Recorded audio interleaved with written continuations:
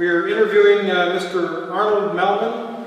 It is April 10th, 2001 at the Newburgh, New York Armory. Michael Akey, interviewer, and Eric Stott, videographer. Mr. Mellman, where'd you grow up? Brooklyn, New York. Yeah. Kings Highway area. Mm-hmm. You went to school in Brooklyn? Yeah. Madison, same, but. Okay. Yeah. Come World War II, what were you doing? Nothing, I don't think. I don't recall doing anything about that. I was working with my father for a while in the insurance business, but I don't think I was at that time. It's funny, I don't remember what I was doing there, actually. Do you remember when you heard about Pearl Harbor? No. I remember I didn't know what the hell it was. Never heard of it. Where the hell, you know, everybody's talking. A lot of people didn't know what it was. Right. Couldn't put it together. They said Hawaii or something right away, you know, but I didn't know what Pearl Harbor was. Maybe Pearl River, New Jersey, but not Pearl Harbor. So, when did you decide that you wanted to enlist? Oh, well, I read about the Marines on Guadalcanal.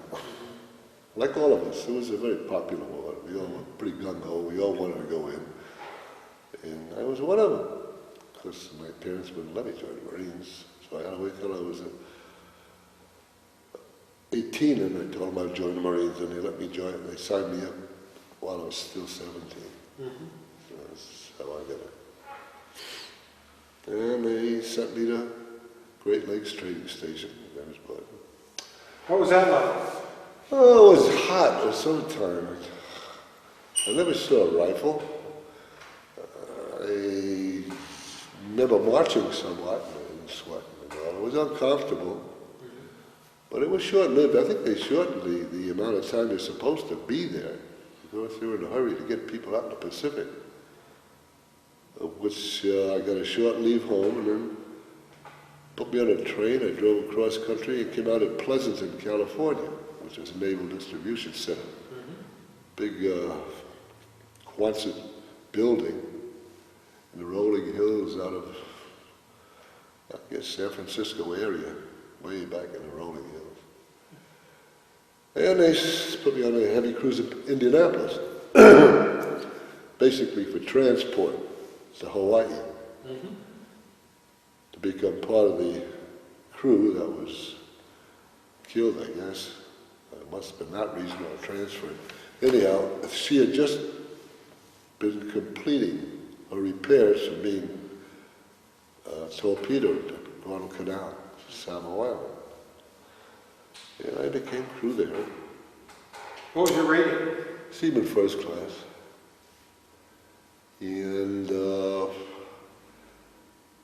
I was given a ship fitters division, if I recall. That was repair and maintenance of the ship, which I didn't like at all. So when I got off the, when they transferred me at Pearl to the Pensacola, I got into the main battery, which is main turret, big stuff. Yeah. I didn't like that at all. Twisted big 365-pound projectiles into tubes and set them up. Very dull, dark, you know, never know what's going on up there. So I used to go and bug them up on the signal bridge. Every free bit, all the free time I had, I'd always be up there, you know. And after a while, they, you know, got used to me, and we chatted and so and so. And had coffee with him a lot, and I was a nice guy. And I often asked him, "What's the chance to become the signalman?" He said, "Well, I'm full up right now, but first opening, you can have it. You'll have it. You'll be brought in as a striker, you know, a little trainee." And sure enough, not too long after that, it happened. One fellow that was transferred out, and I just replaced him. Became a signalman striker, or Seaman signalman. What were the duties? Oh, flag hoists, semaphore, light, lamp off a lantern. So you learned how to operate that? Oh yeah, real quick. I liked it a lot. You know, when you like something, you remember it, you know. And I was pretty fast. As fast as some of the highly rated ones, the higher rated ones, I should say. And I stood my watches and read my signals and sent the signals out. And then one time we got a first-class signalman came aboard who had served in the armed guard, which is the Navy aboard merchant ships. You know, they had gunners, you know, and signalmen. That was Navy, so they could correspond. Because merchant marine didn't have any signalmen, and he had no guns either. Anyhow, he came aboard. I was basically destined, or appointed, or delegated, just to help him. You know, actually, the physical signals, the hand, you know, teach him semaphore. He didn't know how to. He knew very little about it. Of course, it wasn't his fault. They never used anything. You know, and he got it. So did I. And we went on like that. And, I loved the duties. It's the best place to be in a Navy on a ship, up where you can see it. Cruising those Pacific Ocean, the waters of the Pacific at night. You like being on a cruiser? Oh yeah, fine. It was big enough to carry the authority and not having to get swamped in high seas like the little baby destroyers used to. We watch those guys that are down and below and up, but they're out of sight a good deal of the time. So, but on a cruiser, you didn't roll so much, so it was pretty good, except in the very high, big storms, stronger storms. And we started the war. I guess the first action was Marcus, we bombarded Marcus and Wake Island. And first action was Tarawa. What was that like? Well, you know, I was a gung-ho kid. I liked it. It seemed like fun to me. And I used to watch the happening. We covered the UDT, going into Tarawa. Was supposed to have cleared a whole bunch of the area of beach. And we also had a designated area to cover for the Marines, you know, like areas, you know, and Pensacola was covering them. They called the fire for us. And we went in there and, you know, leveled it out or cleared it out so they could advance. We did pretty good. We were pretty accurate. We were known to be very accurate. In fact, there was a letter. We got in a reunion once, a copy of a letter from a Marine captain telling him how they had asked for cover fire because they were getting decimated or something. And we just came right in exactly where they wanted it, and it was very close to their lines too. So this old ship was pretty good when it came to shooting, because she's around a long time, and she had an extra 8-inch gun. See, all cruisers and battleships have 9 guns. 2 turrets forward and 1 back, 3, 3, and 3. We had 4 turrets, 3 and 2 and 3 and 2. So an extra barrel, I guess, revised a little extra real estate. And we were called in a lot of, we saw, well, ships saw 13 battles, got torpedoed in the canal. I was on it for, I guess, for 11 is what my history shows, and I guess they included maybe those 2 other islands beside the other major islands, of which we did most of all. We cruised with the fleet. Wherever we anchored, there was always 1,000 ships, you know, whether it was fleet ships or amphibious, there was always a bunch of us. But we went out and cruised. In fact, after the Marshalls, it was at Ewo. No, that was Saipan. And we all were anchored in a big harbor called atoll, where you could put a lot of ships deep in a harbor. It was Ulithi, which was the main area where all the fleet came in after they do their duties and get maybe stores and such like that. And we knew the ammunition. And we went out several times on our own, the 3 cruisers of my division, the Chester, Salt Lake, and the Long Salt Lake City, and Pensacola. And we hit Ewo about a month, I guess, before anybody did. We kept going back, 3 times. And we did that Okinawa also before anybody was there. Well, because the airplanes had come in and did some bombarding and such, and destruction of gun bases, whatever they were, and airfields and such. But we stuck in there by ourselves a few times. Actually, the ship got hit pretty bad at Iwo Jima too, because we were too close. What were we hit by? Well, it's controversial. It was supposed to be 8-inch shells. 8-inch, but they say they narrowed it down to 6-inch. Japanese shore batteries? Yeah.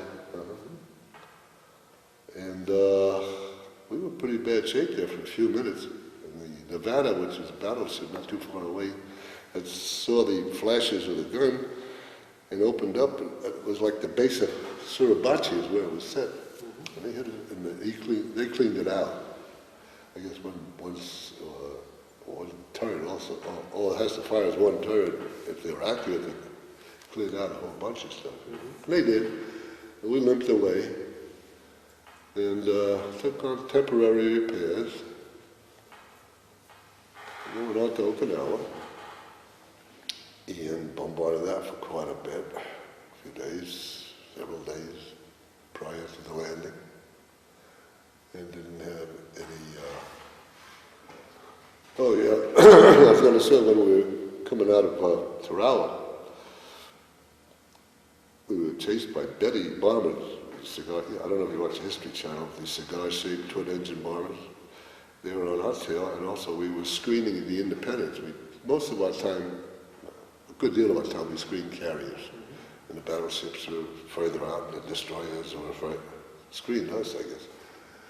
And they came in like 2 feet off the water, you know. And we shot down 2 of them. And one of them got a torpedo that hit the Independence. It didn't sink her, but I could see it just off our starboard side, maybe half a mile away. No, maybe a mile away. And that was an interesting part of my involvement, or the word witnessing something happening. What was going through your mind when you saw that happen? I don't remember really, you know, I just saw it happening, and I'm glad to see the bomb explode. We saw the Japanese bombers blew it up right on our bow. They went from our stern, the full length of the ship, and everything on the ship was shooting at it. And you can see the guy tail gun, they had a tail gun on a Betty. See the pilot, they were not that far away. In 40s and 20s, just blending into this. And finally I guess she dropped a fish and then swung up to turn, and that's when she blew up.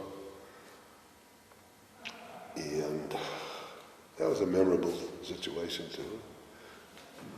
Now, What? in Okinawa, you get involved in any of the kamikaze action? Oh yeah. Oh, the ship was recorded of shooting down 29 planes herself, and having partial credit on 45 others. So yeah, we never let one hit us. But the ship was strafed, hit by shore batteries, and torpedoed. And had we been hit with a kamikaze, it would have been the only ship in the Navy that got hit by everything of any kind of offensive weapon. Nobody's ever been hit by shore batteries, torpedoed, and strafed. But had she got a kamikaze, she'd have had the dubious distinction of getting it all, you know. Now, did you become a showman? No, they didn't do that with us. We did away with all those ceremonies. The cruising at sea, you know, they thought it was too much of an emergency time to start fooling around like that. Yeah. Did the ship have the same captain for most of its? No. Yes. When I was on. When I got on, I had just changed captain. And he stayed aboard through the whole war, right into when we come back to the States after the war was over. Captain Mullenix, great old guy, because he was on a bridge with us all the time. Signalman was right behind the bridge with flying bridges, and we had the signal areas, you know, and he used to wander back with us and walk back and forth. His brother was killed at Macon Island the time we were going to Tarawa. Macon was adjoining atoll in the island in the Gilberts.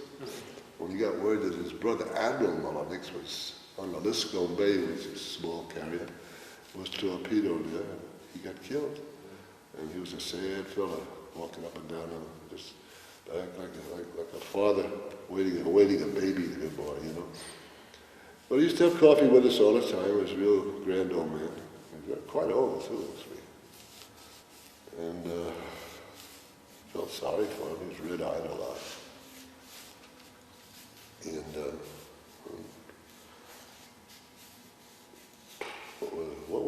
where was I before I went into this area of country?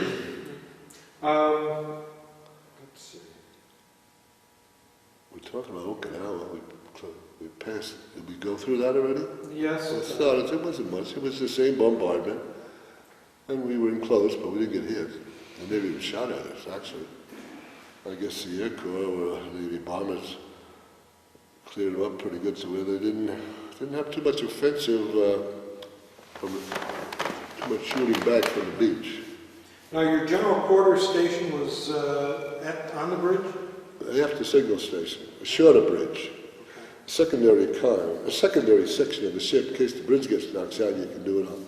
In fact, our executive officer, next in command, was stationed there too.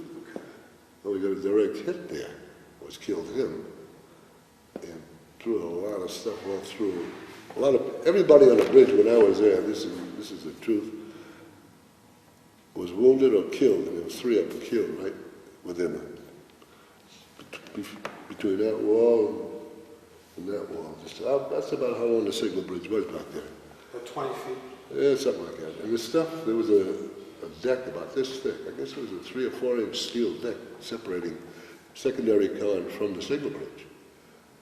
And you could see holes right clean through. Yeah, I remember them trying to slip the old commander off, the big guy. And lowering down the ladder on the starboard side.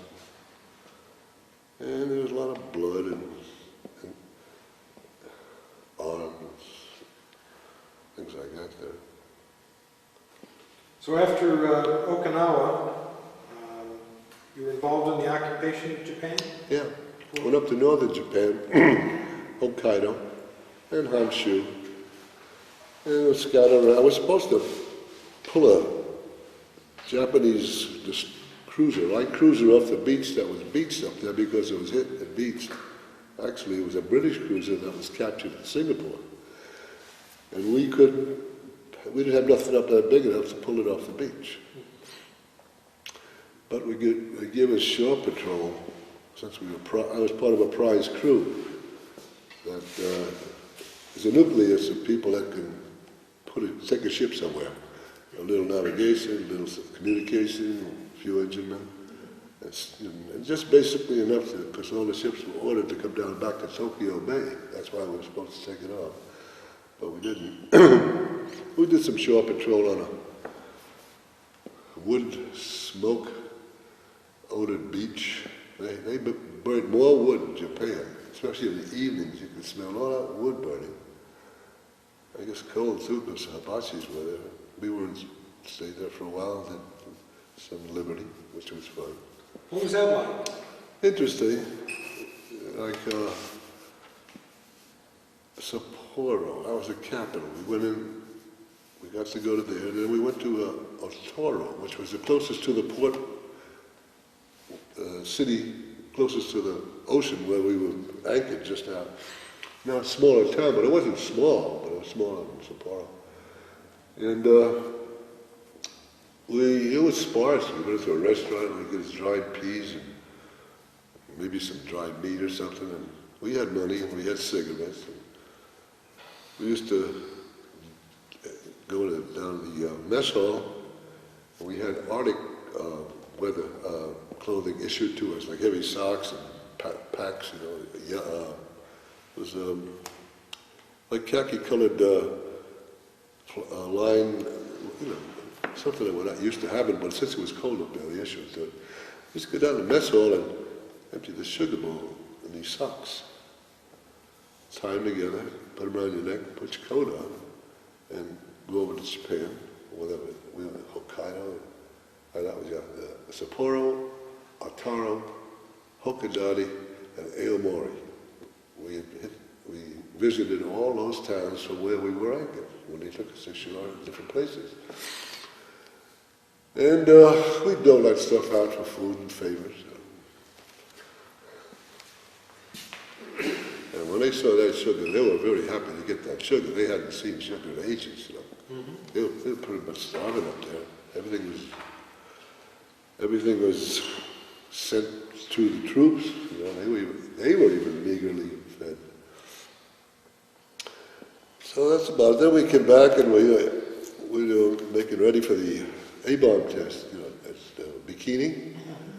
My ship was an old ship, and even the newer ships, some very new ships were brought down and set up in A-bomb tests. We were bringing animals aboard and putting steel rods, measuring devices from the overhead to the deck, you know. So doing a lot of things around the ship, and they asked us if we wanted to go on the tests. Since I was due out anyhow, I had, you know, it's not that I had enough, but I wanted to go home early, you know. So I opted not to. And the ship went on to go on the tests. And she was exposed to 2 atom bombs, 50 kilotrons, and it didn't sink her. It leveled the topside pretty much, and her demise was actually 95 miles off the Washington coast, where they towed her because she was so radioactive. Used it with target practice. And they hit her with torpedoes again, and liberators dropped bombs on her. Cruisers fired at her. And it took 6 hours to sink her.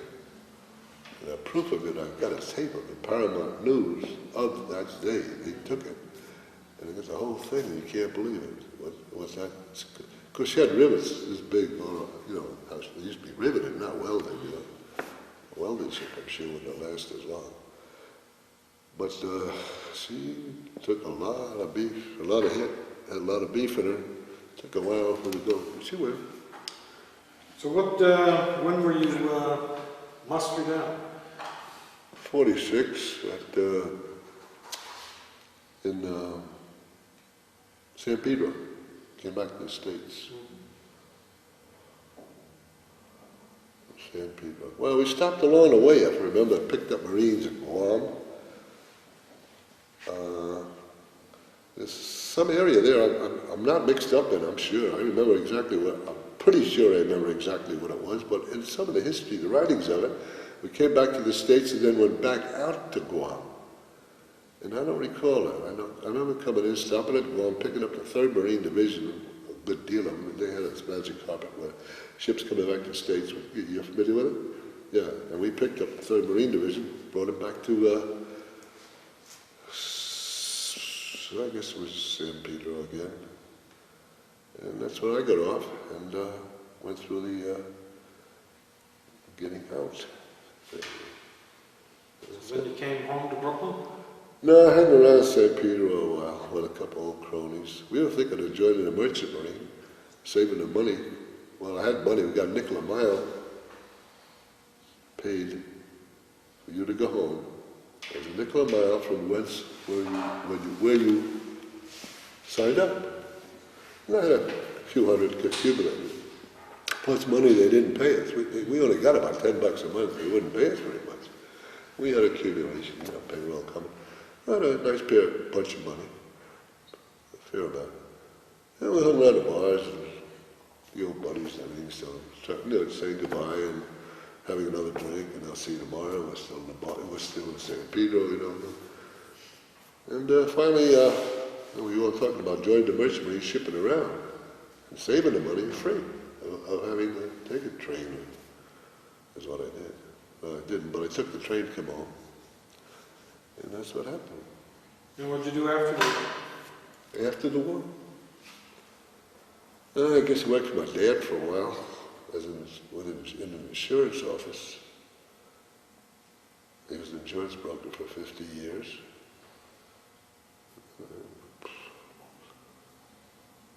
I worked for a warehouse. It was one of my father's accounts. Actually, I pretty nearly went a year just collecting $20. And that's $52.20, and I worked the full amount. And it wasn't any big rush to go to work, but I worked the warehouse a while. I can't remember much. Then I came out to California. Before a couple, 3 years later, and worked in sporting goods out here. But now out here is New York. I'm from California, you understand. And then I went to work with Sears. And that was the best thing I ever did, because the retirees, you know, quite a bit of, and more crew than people working civil service. I like civil service for security, but a lot easier and more pleasant to work in. Of course, on the job, the civil service aren't too bad. But I retired for them after a while. Bought a GI house out in California. Got married. I got married prior to buying the house. But, I got married out in California. My wife and mother came out after I'd come out. Came out to California on my way to Alaska, Australia to find my fortune, because I was getting sick and tired of working with my father. And one day I get a telephone call that meet me at LAX. My mother and my lovely thing over there was asleep. Her mother was escorting her. And we were married a few days later, and that was in 1950. And we had 3 kids over the years, which are old kids now, they're old people now. And that's what it is. I have 2 houses. This one, the last one I'm living in is 36 years, the other was 12. And I live a pretty basic life, pretty lucky fellow. Do you have any basic impressions of your experience during World War II? Only basic thing I can say, and I've said it before, I loved every minute of it. I really enjoyed being a signalman, being in combat, seeing the excitement. I never really, not throwing it at both cases of myself, but I never was scared. I don't think Bud was either. I just were there watching it happen. Flashes from the beach and a lot of misses, you know, bracketing. We get bracketed at Toronto quite a bit, never hit it. A lot of planes splashed in the water with close enough to throw water aboard. Yeah, very interesting. But I liked it a lot. Thank you very much. You're welcome. Well,